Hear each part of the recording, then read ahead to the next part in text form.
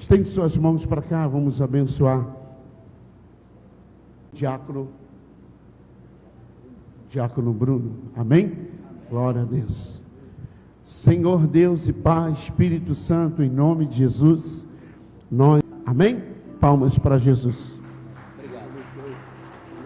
Boa noite a todos, que a graça e a paz do nosso Senhor e Salvador Jesus Cristo possa estar na minha vida, na sua vida, amém, meus irmãos?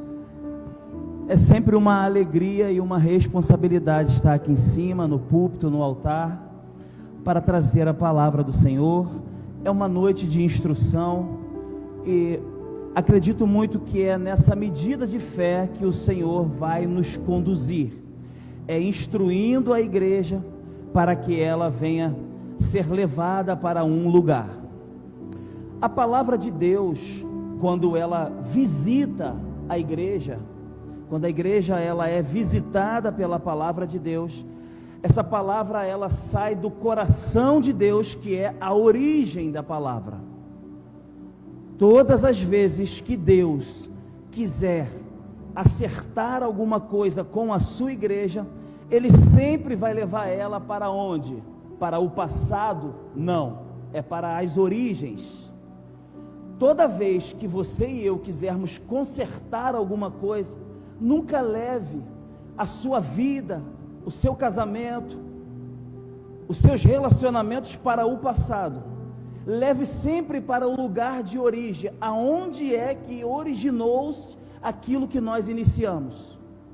Então, todas as vezes que Deus quer visitar a tua igreja com uma palavra, Ele quer arrancar, Ele quer pegar, Ele quer levar a igreja para um lugar. Qual? O lugar de origem, de onde saiu essa palavra. E de onde é que sai a palavra de Deus? É do coração dele, é do trono dele. Então, nós estamos vivendo dias, mais do que nunca, de dias de visitação de Deus, porque quando Deus quis se reunir com o Pai, com o Filho e com o Espírito para acabar com toda a humanidade, lembra do dilúvio? Ele se reuniu e olhou para cá, para a terra, e enxergou um homem, e ele visitou esse homem com uma palavra, não foi? Noé, achei graça em você, eu vou reconstruir o mundo através de sua vida. Então, às vezes, a gente chega num lugar como esse, a gente acha que está tudo acabado, e Deus encontra em você uma possibilidade de um recomeço.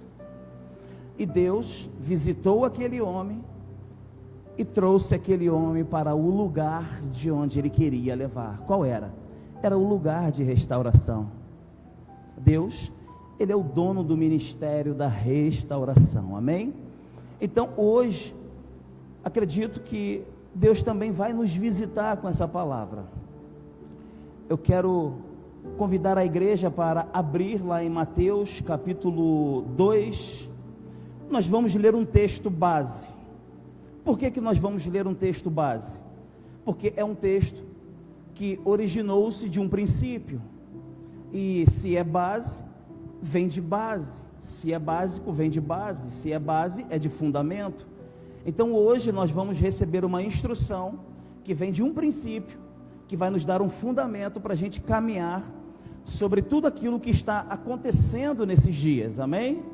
Nós precisamos saber quais as instruções de Deus para esses dias, como é que você e eu devemos nos comportar nesses dias que está sucedendo, amém, irmãos? Eu já recebi a minha palavra de instrução de como seguir para uma prosperidade. O nosso pastor, ele tem nos levado para alguns lugares, e eu tenho certeza que esse é o caminho. Acredito, tenho fé, amém, irmãos? Mateus capítulo 2, versículo 1, todos acharam?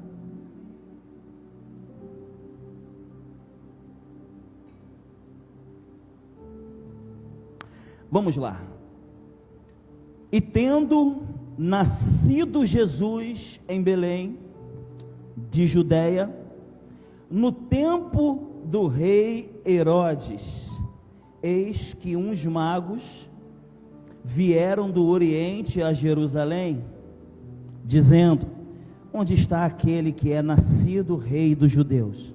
Porque vimos a estrela no Oriente e viemos a adorá-lo. Amém?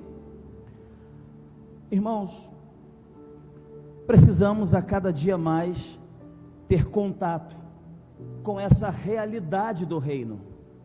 Há uma realidade para você ver o reino e há uma outra realidade para você entrar no reino. Eu já falei sobre isso aqui numa instrução baseada pelo Espírito Santo. Então nós precisamos cada vez mais ter um contato, um conhecimento sobre essas realidades de como nós entrarmos no reino de Deus, de como a gente acessar esse reino, porque esse reino nós vamos entrar pelas portas, e a porta dele é a salvação. A salvação é conduzida por Cristo Jesus, e nós estamos lendo um texto base, que é o nascimento da porta que vai nos levar para o reino, não é? Então, para nós construirmos aqui um fundamento para caminharmos sobre uma palavra, nós vamos precisar conhecer sobre a primeira vinda de Cristo Jesus, porque todos nós estamos falando sobre a segunda vinda de Cristo, não é isso? E existe um princípio para que Cristo volte pela segunda vez, e Ele estabeleceu um princípio e uma palavra e um fundamento. Então você e eu, como igreja, como corpo de Cristo, para caminhar nesse fundamento, nós vamos precisar conhecer quais foram os princípios que Ele estabeleceu, para a gente entender como é que vai ser a segunda vinda dEle. Então, para nós entendermos a segunda vinda de Cristo, nós precisamos entender como foi a primeira vinda dEle. E nós acabamos de ler o texto onde relata o nascimento do nosso Salvador, Jesus Cristo, que nasce em Belém. E aonde é que Jesus nasce? No estábulo. E o Jesus nasceu no tempo de quem? Do rei Herodes. Ora, se a Bíblia, ela relata o nascimento de Jesus, e ela faz questão de trazer como detalhe o tempo e o nome de um homem que ganhou o calendário nos dias de Deus. Lembra quando falamos assim na Bíblia, quando lemos e diz assim, ó, no tempo de Moisés, no tempo de Noé? É porque esses homens ganharam uma importância, e eles ganharam um dia no calendário de Deus, e a Bíblia cita esse tempo como o tempo desses homens, porque o que esses homens fizeram, tiveram uma relevância que precisa ser ressaltada, e precisa ser salientada para a gente prestar atenção nesses dias. Então Jesus, quando nasceu, ele nasceu no tempo do rei Herodes. Aí nós precisamos encontrar o princípio de como foi o tempo desse homem. Esse homem que a Bíblia diz que Jesus nasceu no tempo dele, foi o homem que mandou matar Jesus. Esse homem que nasceu, Jesus, no tempo do rei Herodes, foi o homem que mandou reconstruir o templo de Jerusalém, que era o maior templo, mas sem ele se importar com a crença e a fé em Deus. Então nós estamos falando que a vinda do Cristo que nos salva, veio nos dias de um homem que não estava nem aí para as construções. Ele amava grandes construções. Sabe, um templo, ele amava fazer uma igreja grande, mas ele queria fazer uma igreja grande para levar nome nas suas construções. Esse homem mandava decapitar crianças, porque ele tinha medo de perder o seu próprio governo, e não acreditava no governo do Espírito Santo que um dia iria vir sobre nós. Era um homem ganancioso, um homem cobiçoso, um homem que tinha tudo, mas ia atrás daquilo que não precisava. Então parece que a vinda do Cristo Jesus que nos salva foi marcada por um tempo onde os homens não compreendiam o reino de Deus. E todas as vezes que a gente não compreende o reino de Deus, a gente quer matar aquilo que não compreendemos. E foi o que ele fez com Cristo Jesus. E parece que nós estamos vivendo dias como esse. Está sendo anunciado pelos profetas a próxima vinda de Cristo. E hoje parece que nós estamos lidando com homens com as mesmas características.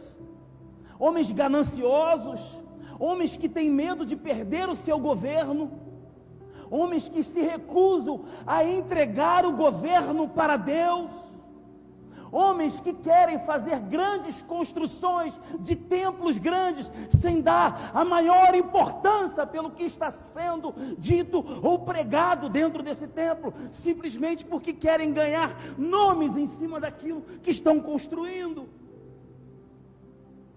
Então a primeira vinda de Cristo foi marcada pela característica de um tempo aonde não entenderam o que era o reino de Deus e por isso mataram Jesus.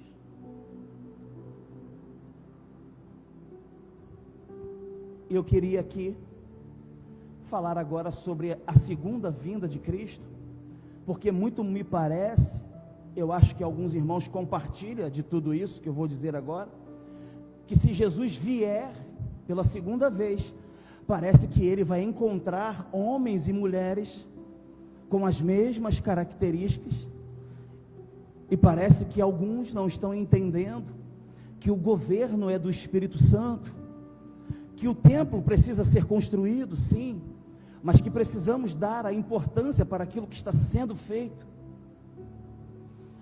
Eu gostaria de abrir em Mateus 24, convido vocês para abrir lá em Mateus 24, 36, para a gente ter uma noção da próxima vinda de Cristo, porque a gente está muito atento aos acontecimentos, não é isso?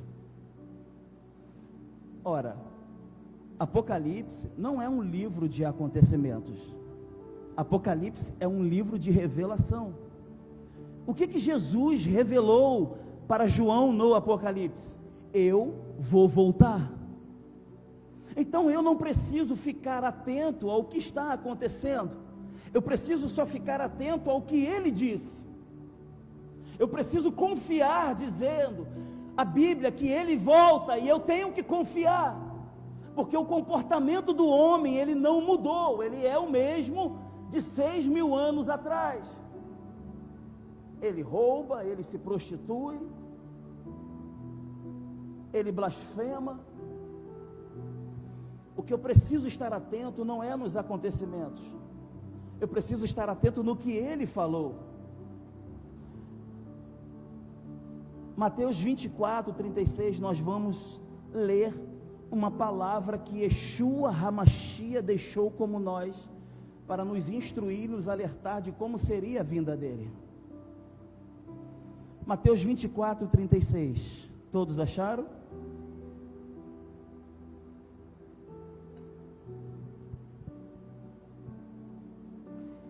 Parece que só eu que não achei.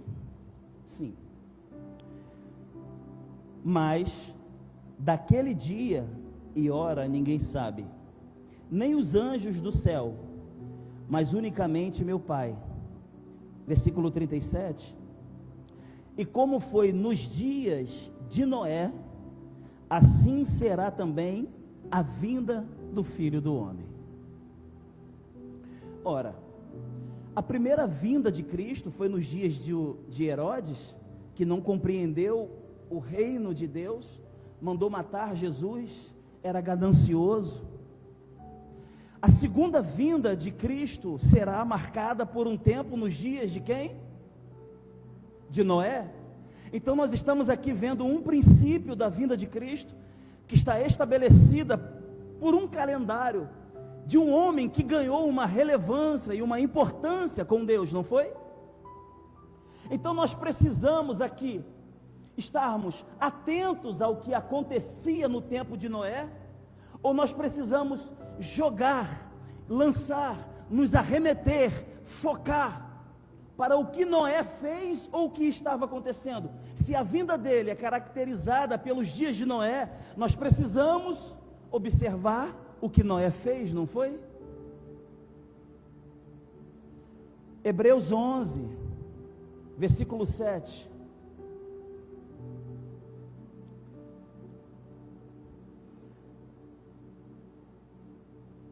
Eu preciso ler junto com vocês, que acho que a minha tradução aqui está um pouco diferente. Hebreus 11, versículo 7, por favor. Pode colocar para mim no telão?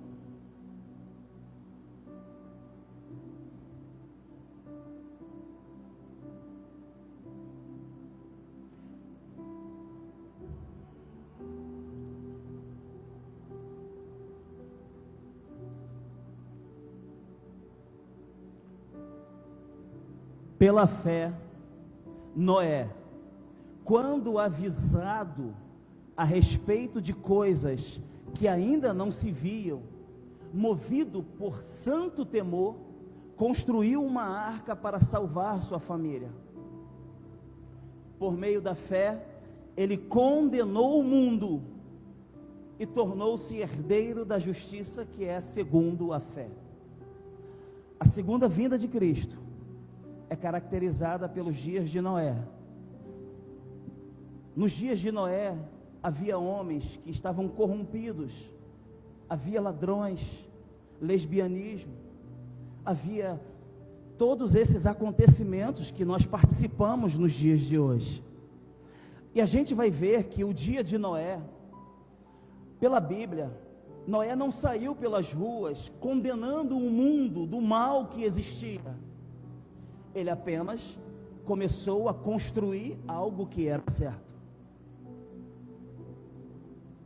Então a vinda de Cristo é caracterizada como fundamento e princípio, não de pregadores da justiça que saem para condenar o que está errado.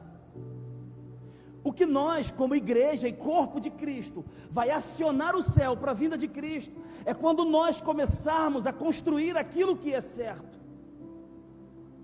Porque você está vendo um prédio torto, as pessoas precisam morar, não precisa você dizer que o prédio está torto, basta você construir um prédio certo, que elas vão para o lugar aonde está funcionando o que é certo. Então nos dias de Noé, ele vai construir uma arca, e essa arca vai abrigar quem que a Bíblia diz? A sua. Irmãos, a moral de Deus, ela é para a minha vida e para a sua vida. A moral de Deus é para o seu ministério. O mundo, ele é mundo e nunca vai deixar de ser mundo. Somos nós que não podemos deixar de ser igreja. Nós não podemos levar uma moral que é de Deus para o mundo, porque o mundo não aceita as verdades de Cristo. Pregar a verdade de Cristo para quem não aceita a verdade é a mesma coisa de você dar remédio para quem está morto. Quem morreu precisa ter um encontro com algo maior para ressuscitar. O que nós precisamos focar é construir uma coisa certa, no princípio, no fundamento, porque quando veio o dilúvio, todos correram para o lugar aonde era um lugar de salvação. Você e eu não precisamos nos preocupar em estar apontando o que está errado. O que é sujo vai se sujar mais, o que é limpo, limpe-se mais.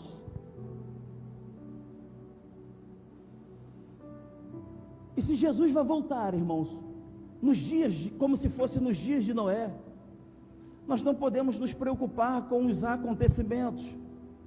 Nós precisamos nos preocupar com aquilo que Ele disse para fazermos, para nos comportarmos. Ele deixou todas as instruções sobre todas as coisas.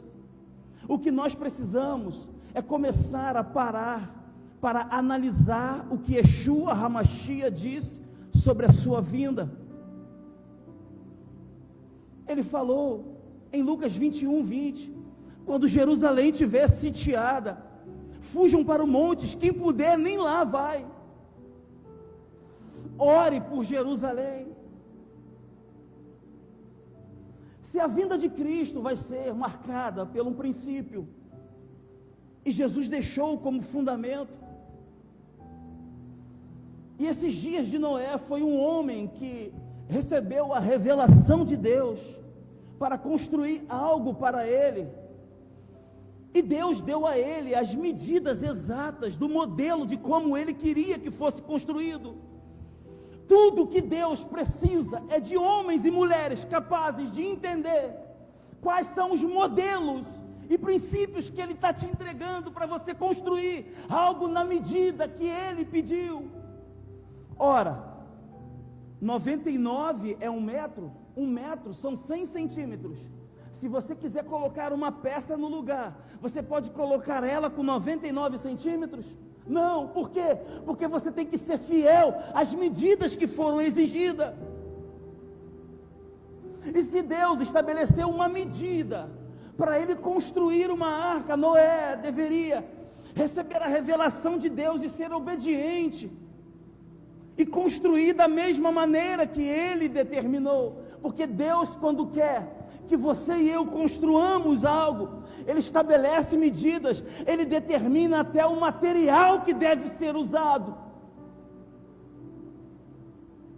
O que nós precisamos é começar a investigar na Bíblia quais são as medidas exatas que Ele pediu para que a gente construísse.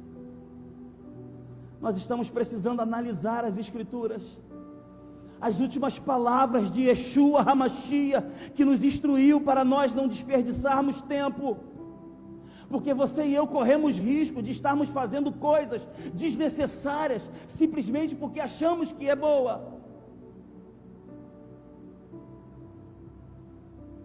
E nós vamos ver Noé, um agricultor, um homem que mexia com coisas da roça. A ferramenta dele era enxada, a pá. Ele plantava. Deus vai chamar Noé para construir uma embarcação. Você tem noção de um agricultor agora sendo levado para uma indústria náutica para construir uma engenharia? Você tem noção de Deus chamar um homem que não entendia nada de engenharia e pedir para ele construir algo? Está entendendo por que Deus está mexendo em você por dentro? Para você construir coisas junto com Ele, em que você acha que não é capaz. Mas Deus, se fosse para chamar homens capacitados, Ele não chamaria Noé. Simplesmente Noé foi convidado por Deus, porque Noé estava disposto a entender as revelações dEle.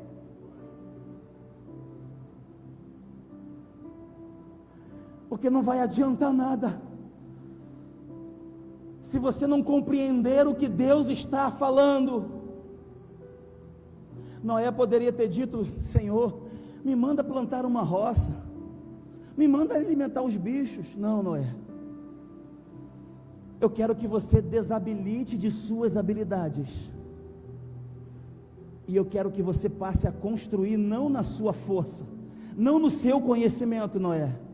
Eu quero que você passe a construir aquilo que eu quero, a partir da minha revelação. E Deus começa a mostrar a Noé o que Ele queria que fizesse. Noé recebe a revelação de Deus e passa a fazer as medidas exatas.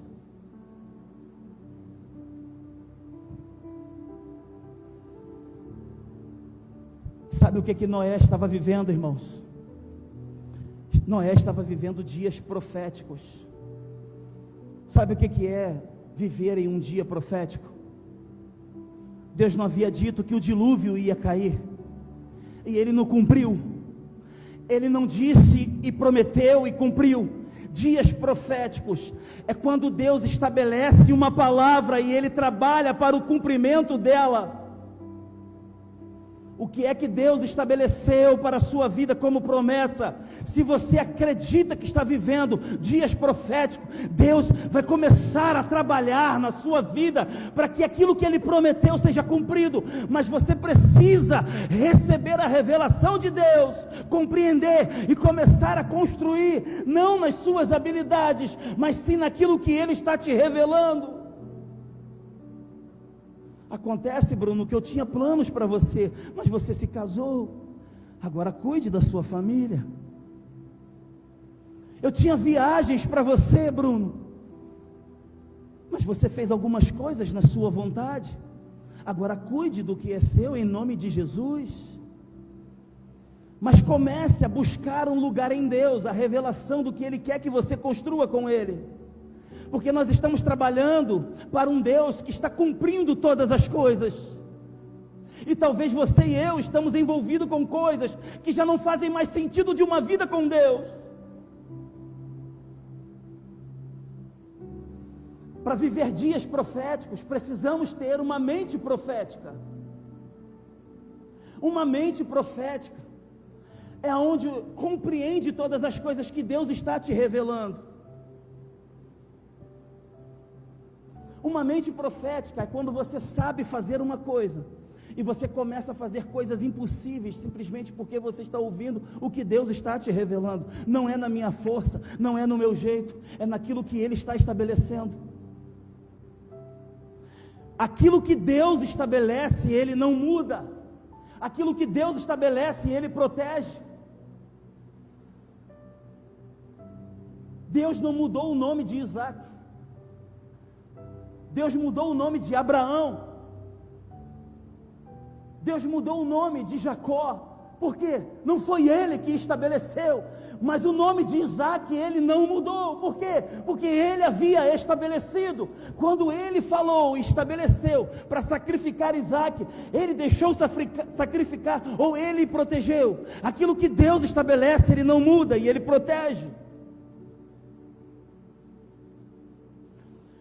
Então Noé começa a andar com Deus em dias proféticos, com uma mente profética, simplesmente porque ele parou de fazer as coisas que ele sabia, para começar a construir com Deus a partir de uma revelação.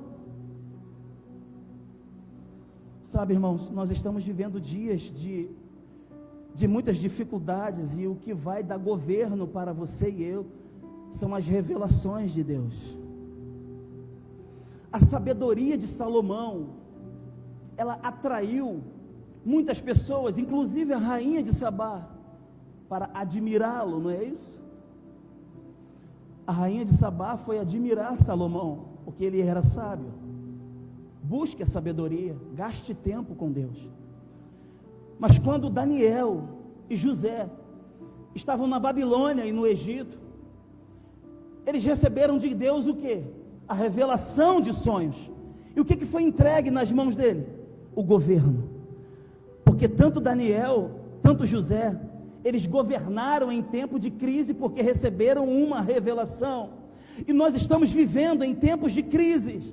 Nós não estamos vivendo em tempos de sermos admirados. Nós estamos vivendo um tempo de termos a revelação de Deus e começar a receber o governo dele para governar num tempo de crise.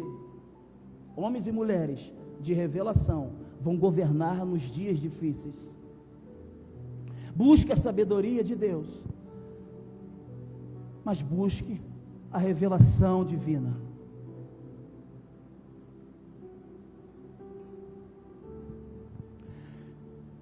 Eu gostaria de convidar a igreja para estarmos orando, para a gente encerrar por aqui. A gente sempre coloca um alimento no prato, de acordo com o que a gente pode comer, não é? E o Espírito Santo me informa que nós já nos alimentamos por hoje. O alimento, as suas conquistas, elas são estabelecidas por Deus. Lembra quando Josué conduziu o povo a Canaã? O que Deus disse lá em Josué? Josué, eu quero que vocês entrem em Canaã e conquiste a terra do rio Eufrates até o poente do sol.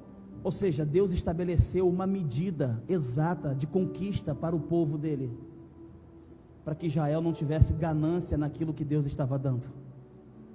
E por que nós estamos indo atrás de coisas que já passaram até dos nossos limites?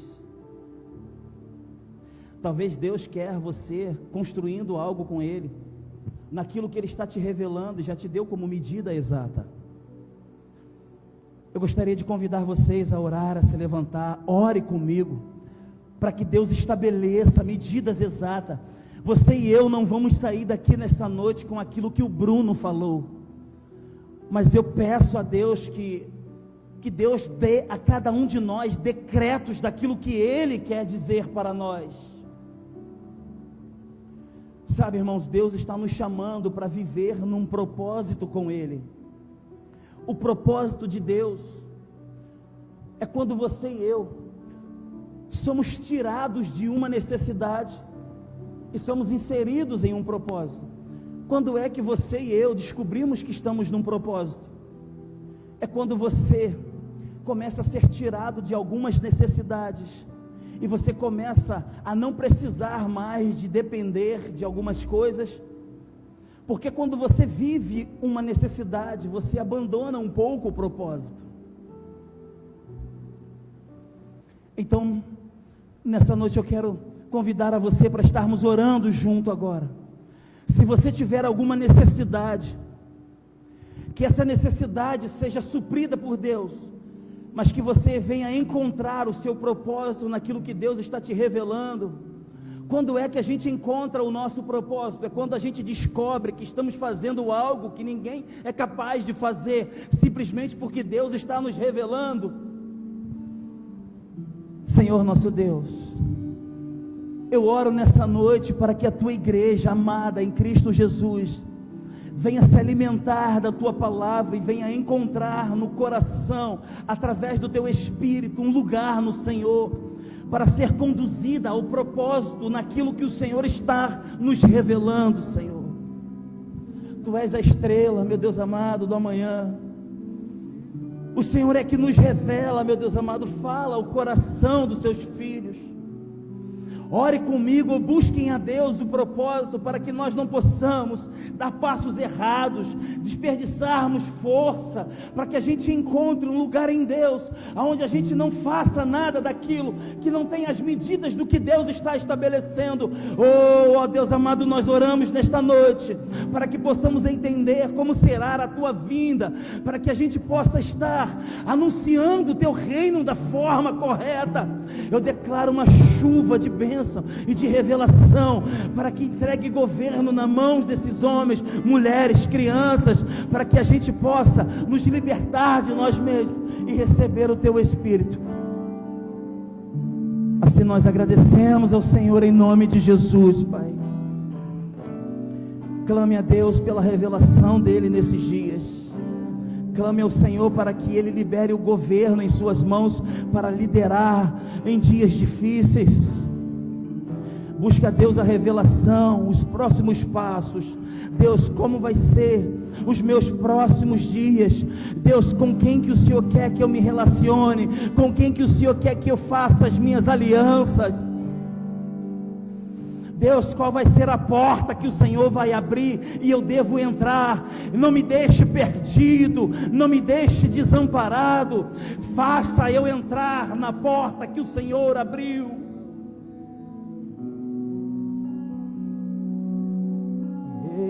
Charamandiasto de emendecandarás, chemiandarás tu de comanás. Ele disse: eu sou a porta. E eu declaro nessa noite que se você acredita que Cristo é uma porta, você entrará por essa porta em nome de Jesus.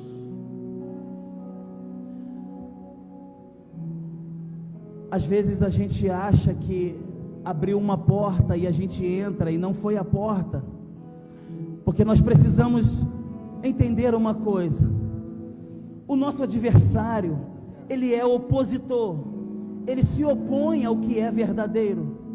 Então tudo o que ele quer é fazer você parar de buscar o que é verdadeiro, porque ele vai te apresentar aquilo que é falso. Busque a revelação de Deus naquilo que Ele está te oferecendo como algo nessa noite, que seja verdadeiro, que tenha princípios, que tenha fundamentos. Em nome de Jesus, receba essa palavra.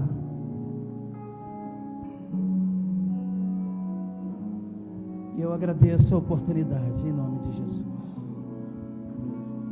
És a nossa estrela da manhã, Cordeiro Santo que